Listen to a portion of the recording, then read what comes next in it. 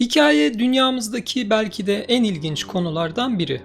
Hatta şu kelimeyi oradan kaldıralım. Don't worry, Torrent. Fortune is on his side. Anlatacak hikayesi olan insanlar genelde ilginç insanlardır. Sadece insanlar değil elbette. Filmler, müzikler, oyunlar, resimler içinde hikaye barındırırsa daha fazla ilgimizi çeker. Hikayeler bize ders verir, ilham olur. Hatta Şehrazat örneğinde olduğu gibi hayatımızı bile kurtarabilir. Bu hikayeler herhangi bir seviyede bizimle bağ kurarsa da unutulmaz bir tecrübeye dönüşür. One of his kind is sure to seek the Elden Ring. Yakın zamanda oynadığım Elden Ring de içinde hikaye barındıran bir oyun. Ve biliyorsunuz ki ben hikayeli oyunlara bayılıyorum.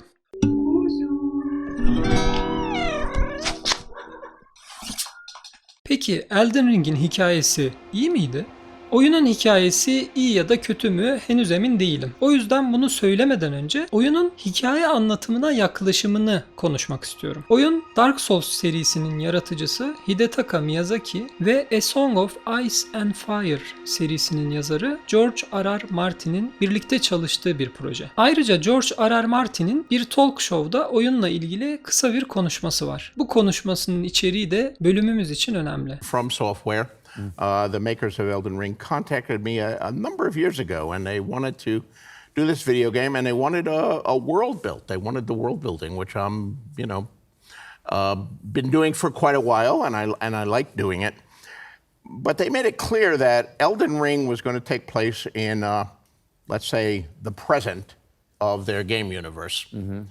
But what they wanted me to write was what happened like 5,000 years before that totally screwed up the world so that the present was really messed up. So I went back and wrote, a history of what happened 5,000 years before the current game and who all the characters were and who was killing each other and what powers they had. Kısaca Miyazaki, Martin'den yok etmek istediği bir dünya yaratmasını istiyor. Çünkü oyunumuz yavaş yavaş yok olan bu dünyanın son anlarında geçiyor. Evet, yazarla konuştuk. Elimizde 5000 yıllık olayların anlatıldığı, içinde bir sürü karakterin, kültürün, olayların olduğu bir metin var. Hikayemiz hazır diyebilir miyiz? Tabii ki hayır. En önemli kısımlardan biri de bu hikayeyi nasıl aktardıkları. Elden Ring'in hikayesi yüzlerce küçük bölüme ayrılmış, tıpkı oyunun içindeki Elden Ring gibi parçalanmış ve oyunun içine saçılmış bir halde. İster ana hikaye olsun, isterse oyun içindeki herhangi bir hikaye olsun. Elden Ring bu bilgiyi gizli tutuyor. Bilgiye ulaşmak için oyunun dünyasını keşfetmeniz, aldığınız silahlar, zırhlar gibi parçaların açıklamalarını okumanız gerekiyor. Hangi cümlenin hangi karakter, mekan ya da olaydan bahsettiğini bulmak da size bırakılıyor. Bu yaklaşımı sevip sevmemek ya da tercih edip etmemek oyuncuya kalmış. Şahsım adına ben bu tarz yaklaşımları çok seviyorum. Elden Ring'in birçok sahnesi resim tablosu gibi. Ne demek istiyorum? Bir şeye resim demeniz için bazı özellikleri olmalı. Renk, kompozisyon, hikaye anlatımı gibi başlıklar. Şunlara baksanıza, bu sahnelere ben nasıl resim gibi demem. Elden Ring'den önce çıkan FromSoft oyunlarında da güzel manzaralar elbette var. Fakat Elden Ring'de yapılanın özel olma sebebi gördüğünüz manzaraların hepsi gidebileceğiniz yerler. Sürekli aynı uzaklıkta duran bir manzarayı oluşturmak başka, onu gerçekten gidebildiğin bir dünya içerisinde oluşturmak bambaşka bir iş. Örneğin Dark Souls 3'te uzaktaki bir manzarayı ele alalım. Bu manzara oyun esnasında değişmiyor. Sadece uzakta da bu dünyanın var olduğu bize gösteriliyor, o kadar. Bu gördüğünüz dağa muhtemelen hiç gitmeyeceğimizi biliyoruz. Ayrıca bunu sabit bir görselle sağlıyorlar. Nereden bakarsak bakalım manzara aynı. Fakat bu mekanlar gerçek, 3 boyutlu ortamda var olan, oyuncu yer değiştirdiğinde farklı açılardan görünecek mekanlar olduğunda işler karmaşıklaşıyor. Elden Ring'i oluşturanların yaptığı harika iş de işte burada parlıyor. Çünkü Elden Ring'de gördüğünüz mekanlar bu dünyanın içinde, 3 boyutlu ortamda var olan mekanlar. Ve bu dünyada nerede olursanız olun, hangi açıdan bakarsanız bakın, manzaralar nefes kesiyor. Rolento, bu yeni bir şey değil ki. Bir sürü açık dünya oyunu var. Onlarda manzara yok mu yani? Elden Ring'in özelliği ne? Elden Ring daha stilistik bir fantazi dünyasına sahip. Bu yanını bir avantaja çevirmiş ve oyunun büyük bir bölümüne orijinal, sıkmayan, özgün bir görünüm kazandırabilmiş. Diğer açık dünya oyunlarından ayrıldığı bir özelliği de dünyanın gerçek hissettirmesi. Burada gerçeğe yakın grafiklerden bahsetmiyorum. Bu dünyada gezerken bir noktadan diğerine giderken ne olacağını tam bilmiyorsunuz. Karşılaştığınız olaylar, sürprizler, tehlikeler size dikkatinizi dağıtmamanızı tembihliyor.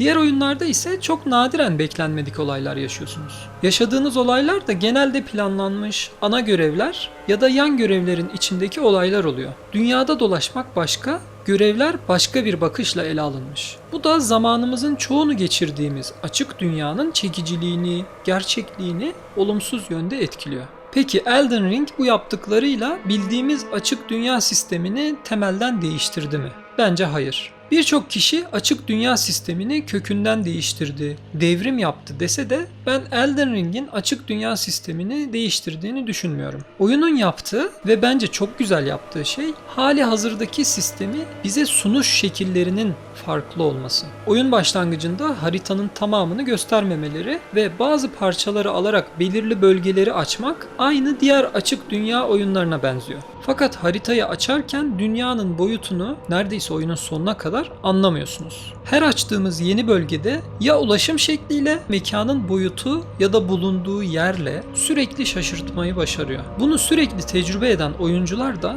henüz açmadığı bölgeleri merakla bekliyorlar. Yine farklı diyebileceğimiz bir yaklaşımı oyunun dikey alanları kullanması. Uzun bir süre dolaştığımız haritanın bir anda yer altında ve yer üstünde de mekanlar barındırdığını anlamak bana çok iyi hissettirdi. Aslında Dark Souls serisinde de bu yeraltı ve yerüstü olayı var. Benim dikey alan kullanımını en sevdiğim oyun yine de Elden Ring ya da Dark Souls değil. Tabii ki Gravity Rush ama şu an konumuz o değil. Bu arada Gravity Rush videosu da çekmeyi düşünüyorum. Ya mükemmel bir oyun arkadaşlar. Gravity Rush. Bayılıyorum.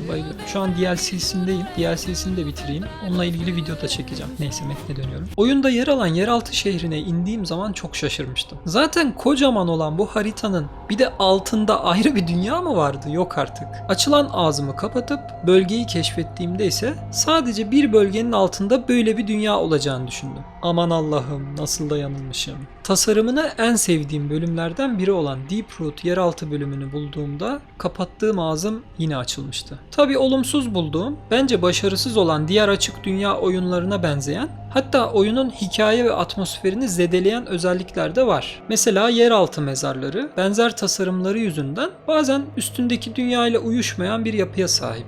Bu mezarlarda ve oyunun başka bölümlerinde de gördüğümüz birbirinin aynısı olan yaratıklar ve bölüm sonu canavarları yani bosslar her karşılaşmamızda özgünlüklerini kaybederek zamanla sıradanlaşıyorlar. Bu kadar büyük bir dünyada böyle şeyler mecbur diyor olabilirsiniz ama zaten diğer oyunlar böyle düşündükleri için keyifsiz değil mi? Mezarları belki affedebilirim. İçeriğinin aynı olmasını da affedebilirim. Ama bazı karakterler, bunların bazıları oyunda çok önemli karakterler bu arada. Hatta birkaç tanesi bölüm sonu canavarı denilen bu bosslardan. Bu karakterlerin tekrar kullanılması da oyunun bu kadar uğraşıp sağlamlaştırdığı atmosferine ve hikayesine darbe vuruyor. Biliyorsunuz incelediğim oyunları aslında bir çizer gözüyle inceliyorum ve alabileceğimiz dersleri her zaman öğrenmeye çalışıyorum. Çizer olarak Elden Ring'den alacağımız birçok nokta var fakat ben bunu ikiye kadar indirdim. Biri görsellerle hikaye nasıl anlatılır, ikincisi ışık nasıl kullanılır. Görsellerle nasıl hikaye anlatıyor Elden Ring? Bunu anlamak için iki bölümü karşılaştıralım. Caelid ve Leyndell. Caelid'deki ortam Scarlet Rot yüzünden çürümüş bir halde. Mekan ve içindeki karakterler zaten bunu hissettiriyor. Müzik bile bu şekilde. Bakın dinleyin. Sineklerin sürekli kulağımızda vızıldadığı, aklımıza çürümeyi getiren bir müzik bence. Caelid bölgesinde kullanılan her şey birbirini tamamlıyor ve bu toprakların hükümdarı olan General Rada'nın hikayesini güçlendiriyor. Buradaki yaratık ve askerleri biraz inceleyelim. Köpekler ve kuşların etleri çürümüş. Tabi bunlara köpek ve kuş derseniz yani boyut olarak biraz farklı. Çok daha büyükler. Gördüğümüz askerler General Rada'nın askerleri fakat hepsinde bir gariplik var. Kafayı yemiş gibi hepsi. Rada'nın hikayesi şöyle kısaca. Başka bir karakter olan Malenia ile bir savaş yapıyor ve Malenia Rada'nı Scarlet Rot denilen zehirle zehirliyor. Ve bu durum tüm bölgeyi etkiliyor. İsterseniz hikayeyi öğrenmeden önce, isterseniz hikayeyi öğrendikten sonra bakın bu bölgeye, fark etmiyor. Bu bölge burada yaşanılan olayı, tarihçeyi çok net anlatıyor. Tabii ki bu savaş ne zaman oldu, nasıl oldu bunları oyun içinde ufak tefek bilgilerle öğreniyorsunuz. Bunu öğrendikten sonra belki bölgenin sizin gözünüzde olan etkisi de artabilir. Çünkü bir şeyin hikayesini bilirseniz görselleri daha net anlıyorsunuz. Diğer bakacağımız bölge başkent Leyndell. Kocaman bir kale, upuzun duvarlar, giriş kısmında önceden yaşanmış büyük bir savaşın izleri. Bu şehir bir zamanlar tüm Land Between'deki en büyük güç. Land Between oyundaki bütün bölgeye verilen isim. Şehre bahsettiğim güç ve zenginliği gösteren sarı renk hakim. Bu renk hem Erdtree'nin hem de şehirde askerlerin üzerinde bolca kullanılan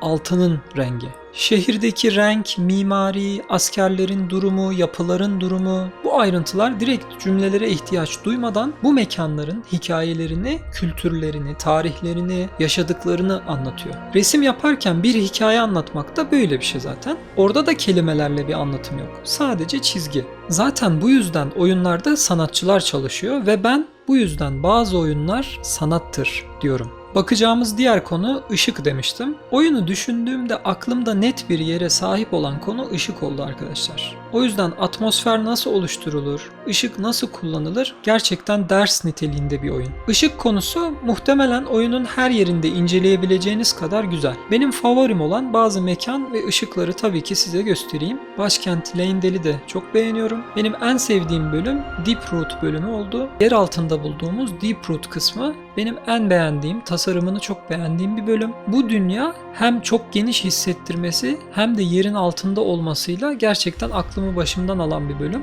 Ağaç köklerinin kullanımı ve ışık oyunları yine bu bölümde çok etkiliydi bence.